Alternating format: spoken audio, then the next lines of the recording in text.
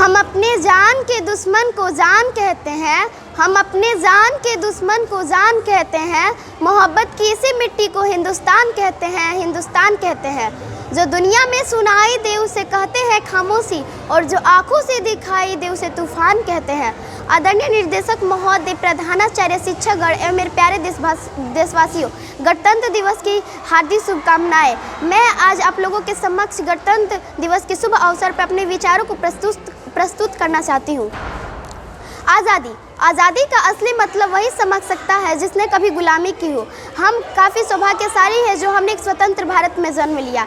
प्राचीन, मध्यकालीन और वर्तमान भारत के उदाहरणों से मैं यह स्पष्ट करना चाहूँगी कि जब लोग फिरंगियों के घेरे में थे तब रंग दे बसंती चोले के एक आवाज़ से टोलों के टोले उमड़ आते थे, और उनके नारे वंदे मातरम से खून में पैदा होने वाला 5 डिग्री तूफान फिरंगी शासकों के जड़ में तूफान ला देता था।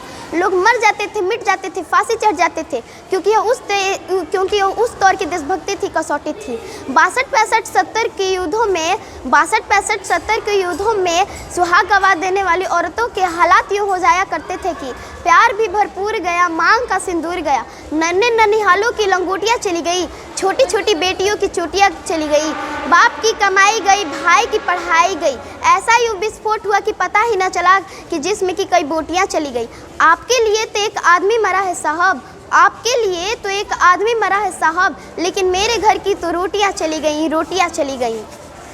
वाले हालात पैदा हो जाने के बावजूद भी माँ अपने बेटों को सड़क पर दुश्मनों की धज्जियां उड़ाने के लिए भेजा करती थी, और पत्र में यूँ लिखा करती थी कि अम्मा ने खत लिखा है बड़े चाव से, पुत्र तुम न घबरा जाना, एक इंच भी पीछे मत मुड़ना तुम, चाहे इंच इंच कट जाना। ऐसे ही पूरा परिवार अपनी देशभक्ति निभा रहा होता था। पहले देश बलिदान मांगता था, लड़ने को कहता था, मर जाने को, मिट जाने को, फांसी चढ़ जाने को कहता था। लेकिन अब देश बलिदान नहीं मांगता, लड़ने को नहीं कहता, मर जाने को, मिट जाने को, फांसी चढ़ जाने को नहीं कहता, बल्कि मेरे विचारों में अगर कोई व्यक्ति कोई काम पूरी लगन, पूरी मेहनत और पूरी ईमानदारी से करे तो वही उसकी सच्ची देशभक्ति है। मैं नहीं मानती कि फेसबुक की डीपी को 3 रंग से रंगना एक सच्ची देशभक्ति है। और यदि आप यह कहेंगे कि साल में 2 बार हाथ में तिरंगा ले लेना एक सच्ची देशभक्ति है, तो मैं आपसे पूछना चाहूँगी कि एक फुटपाथ का बच्चा ट्रैफिक की छाँव में नंगे पाँव में जब तिरंगा बेच रहा होता है तो क्या आप उसे उसकी देशभक्ति कहेंगे? वह उसकी देशभक्ति नहीं, वह उसके पेट की भूख की शक्ति है जो उसे ऐसा करने पर मजबूर करती है। क्योंकि ना मस्जिद को जानते हैं ना सिवालों को जानते हैं, ना मस्जिद को जानते हैं ना सिवालों को जानते हैं। जो पेट के भूखे होते हैं वो बस भोजन के निवालों को जानते हैं।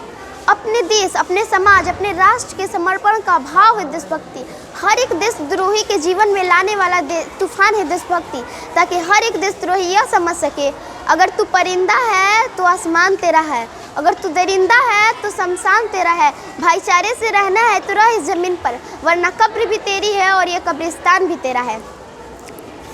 देशद्रोही से ज़्यादा देशभक्ति तब आहत हो जाती है जब एक बच्चा अपने बूढ़े माँ बाप को वृद्धाश्रम की चौखट पर यूँ छोड़ आता है। करा उठती है वह देशभक्ति जब लोग मुसीबत में फंसे लोगों की जान बचाने से ज़्यादा अपनी सेल्फी लेकर लाइक बढ़ाने में लगे होते हैं। आज के युवाओं जिन पर जिम्मेदारी थी अपने राष्ट्र, अपने समाज, अपने आशाओं को बांधे रखने के, आज वही युवा 4x4 इंच की छोटी सी स्क्रीन पर अपनी कोमल उंगलियों के घर्षण से अपनी भावनाओं की इमोजी भेज रहे होते हैं।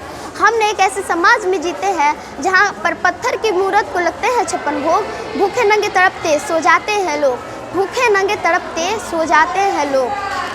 मजदूर को मजदूर समझिए, मजबूर नहीं। गरीब को काम दीजिए, दान नहीं। और दान देने के लिए इतने ही इच्छुक हैं तो जीते जीते रक्त दान दीजिए, और मरने के बाद अंग दान देकर किसी मरते हुए को जीवन दान दीजिए।